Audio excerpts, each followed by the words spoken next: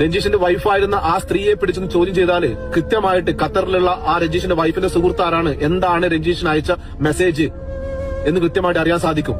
ഈ ഒരു case detail ആയിട്ട് പഠിക്കുമ്പോൾ ഇതൊരിക്കലും ഒരു ആത്മഹത്യയല്ല കേട്ടോ, ഇതൊരു കൊലപാതകമായിട്ട് തന്നെ കേസ് രജിസ്റ്റർ ചെയ്യാൻ പറ്റുന്ന ഒരു കാര്യമാണ്. രഞ്ജീഷിന്റെ കുട്ടിയെ വീട്ടിൽ നിന്ന് കൊണ്ടുപോയി എന്നുള്ളതൊരു മൂല കാരണമാണെങ്കിലും അതിനു പുറമെ ഈ പറയുന്ന രഞ്ജീഷിന്റെ വൈഫായിരുന്ന ആ പെൺകുട്ടിയുടെ കാമുകൻ രഞ്ജീഷിന്റെ അമ്മയുടെ ഫോണിലേക്കോ രഞ്ജീഷിന്റെ ഫോണിലേക്കോ 1-2 വീഡിയോസോ ഫോട്ടോസോ അയച്ചിട്ടുണ്ടായിരുന്നു വൺ ടൈം ആയിട്ട്. അത് കണ്ടതിന് ശേഷം ആത്മാഭിമാനം ഭയന്ന് രഞ്ജീഷ് വീട്ടിന്റെ പുറത്തിറങ്ങാത്തൊരു സാഹചര്യം ഉണ്ടായിരുന്നു കുറച്ചു ദിവസം.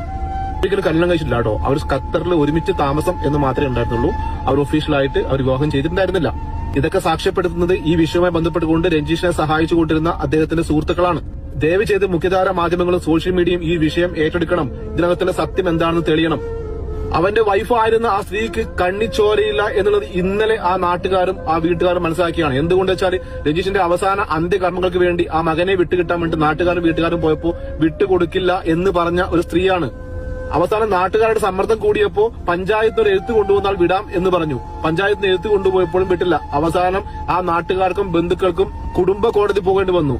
കുടുംബ കോടതിയിൽ നിന്ന് 5 മണിക്കൂർ ആ കുട്ടിയെ വിട്ടുകിട്ടാനുള്ള ഓർഡർ കിട്ടിയ ശേഷമാണ് അവർ ആ കുട്ടിയെ വിട്ടുകൊടുക്കുന്നത്. സ്വന്തം അച്ഛന്റെ അന്ത്യകർമ്മങ്ങൾ ചെയ്യാനുള്ള ഒരു മകന്റെ അവകാശത്തെയാണ് അവർ ഇല്ലാണ്ടാക്കാൻ ശ്രമിച്ചത്. ഒരു വിഷയത്തിലും ഒരു ഫോളോ അപ്പ് ഇവിടെ ചെയ്യാറില്ല, അങ്ങനെ ശീലമില്ല. പക്ഷെ ധാർമ്മികമായിട്ട് ഈ ഒരു വിഷയത്തിൽ ചെയ്യണം എന്ന് തോന്നിക്കൊണ്ട് ചെയ്തു പോകുന്നതാണ്.